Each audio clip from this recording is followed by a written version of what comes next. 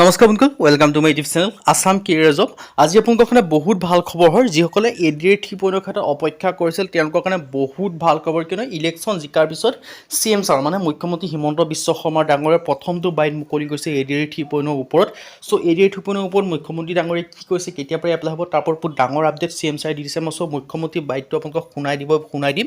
চ' মুখ্যমন্ত্ৰী মহোদয় এডিআৰ 3.0 ওপৰত ইলেকশ্যন জিকাৰ পিছত এটা বৃহৎ মেজৰিটিৰ ফালৰ পৰা বিজেপি চৰকাৰ মানে যিটো চিট জিকিছে ন, তাৰপিছত মুখ্যমন্ত্ৰী মহোদয় হিমন্ত বিশ্ব শৰ্মা ডাঙৰীয়াই কি ঘোষণা কৰিছে মই আপোনালোকক সেইটো জনাই দিম। বহুত ভাল খবৰ CM ছাৰে দি দিলে এডিআৰ 3.0 ওপৰত।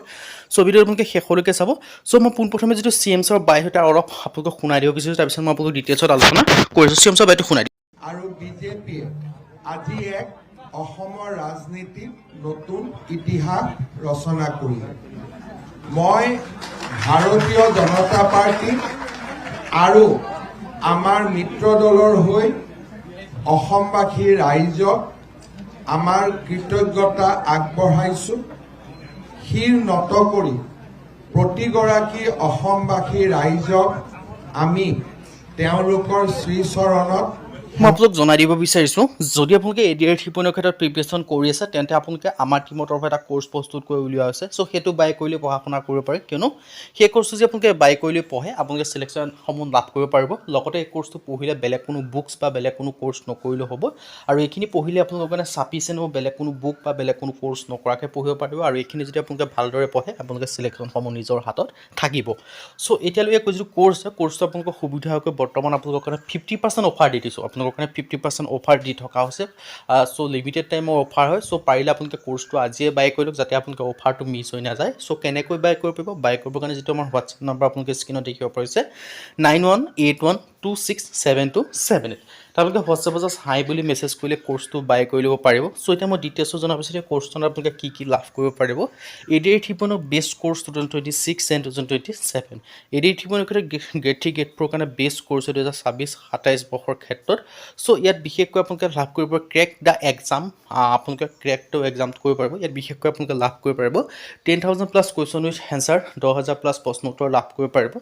অসমীয়া আৰু ইংৰাজী মাধ্যম দুইটা মাধ্যমতে লাভ কৰিব পাৰিব। অল টপিকৰ A to Z এনালাইচিছ। আপোনালোকে যিমানখিনি ছাবজেক্ট আছে সেই ছাবজেক্টখিনি যিখিনি ছাবজেক্টৰ পৰা কুৱেশ্যন এনচাৰ, যিখিনি টপিকৰ পৰা আপোনালোকৰ কুৱেশ্যন এনচাৰ দেখিবলৈ পাব। চ' সেই সকলোখিনি টপিকৰ আপোনালোকৰ A to Z এনালাইচিছ ইয়াত আপোনালোকে লাভ কৰিব পাৰিব। তাৰপিছত কি কি ছাবজেক্ট পাব, ছ'চিয়েল ষ্টাডি পাব। ছ'চিয়েল ষ্টাডিৰ ক্ষেত্ৰত আপোনালোকে আপোনালোকৰ ধৰি লওক হিষ্ট্ৰী হওক, পলিটি হওক, ইকনমি হওক, জিঅ'গ্ৰাফী এক্সেপ্টাৰ আপোনালোকে গোটেইখিনি কভাৰ আছে। আছাম ৰিলেটেড এক্সাই পাৰ্টকৈ পাব, ইণ্ডিয়া ৰিলেটেড পাব, ৱৰ্ল্ড ৰিলেটেড পাব।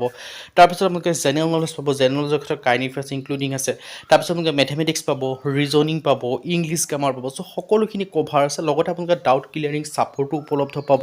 লগতে আপোনালোকে টেষ্ট পেপাৰ পাব মক টেষ্টৰ কাৰণে, আৰু লগতে আপোনালোকে প্ৰিভিয়াছ ইয়েৰ কুৱেশ্যন পেপাৰ পাব। চ' সকলোখিনি আপোনালোকে পাব। আৰু এই যিটো কোৰ্চ হয় 2026-27 বৰ্ষৰ যিটো চিলেবাছ হয় সেই চিলেবাছৰ ওপৰত ডিপেণ্ড কৰি বনোৱা হৈছে।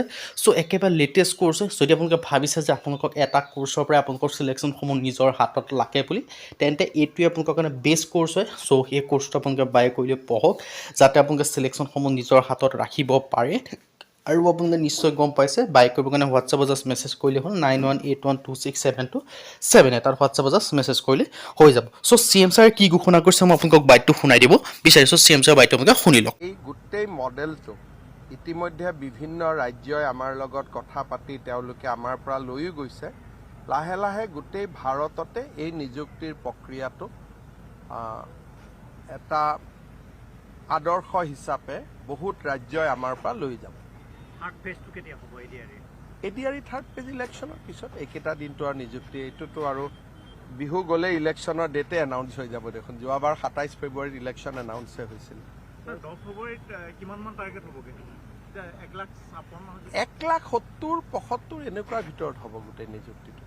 আৰু ইয়াত আমি কণ্ট্ৰেকচুৱেলখিনি যোগ কৰা নাই। যিবিলাক কণ্ট্ৰেকচুৱেল আছে সেইখিনি বেলেগ। কণ্ট্ৰেকচুৱেলতো মই লিষ্টখন দিম, তাতো 50-60 হাজাৰ আমি দিছোঁ যোৱা 5 বছৰত। কিন্তু এতিয়ালৈকে মই কণ্ট্ৰেকচুৱেলৰ লিষ্টখন বনোৱা নাই, কাৰণ আৰু বিজেপিয়ে আজি এক অসমৰ ৰাজনীতিত নতুন ইতিহাস ৰচনা কৰিলে। মই ভাৰতীয় জনতা পাৰ্টি আৰু আমাৰ মিত্ৰ দলৰ হৈ অসমবাসী ৰাইজক আমাৰ কৃতজ্ঞতা আগবঢ়াইছোঁ।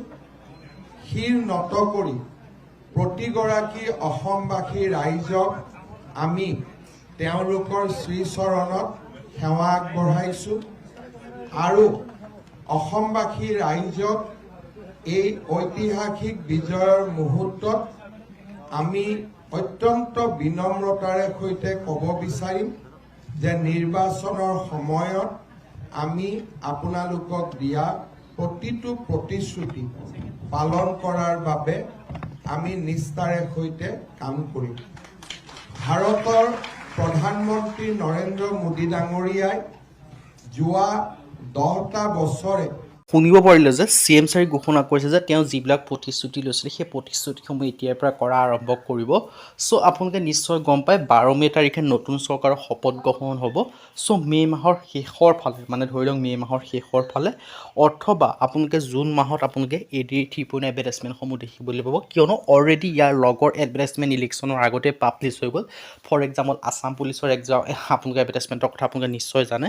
চ' এতিয়া AD 3.0 আপোনালোকে আহিবলৈ গৈছে। চ' সোনকালে কোৰ্চটো বাই কৰি